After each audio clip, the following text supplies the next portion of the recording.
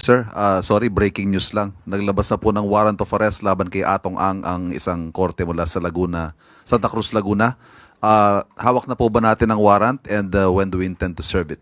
Diyan tayo nagpapasalamat, lalo na sa media. Napakabilis talaga.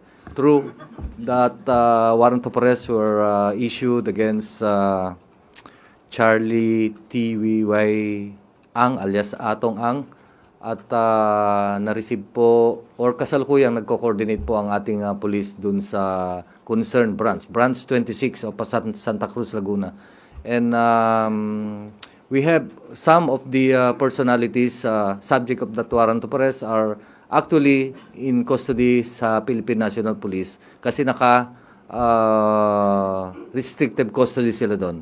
I think there are about 10 or 11 police personnel who are under restricted custody, and they are now being directed to surrender to the Criminal Investigation and Detection Group. And the others, the dedicated teams of the PNP are now on their way to implement the warrant of arrest. Are we anticipating any difficulty with the service of the warrant?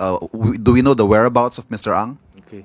We have certain procedures in implementing warrant of arrest, hindi lang warrant of arrest, at different police operations. This is a implementation of warrant of arrest. Meron tayong procedure and the PNP personnel, all PNP personnel involved are, of course, mandated na sundin ito. At gagawin nilang lahat para ma-implement.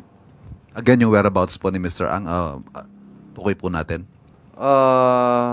Tukoy ang ating warrant of arrest or location of Charlie Atong Ang, different location, and it will be served in those locations. Salamat po. Salamat po.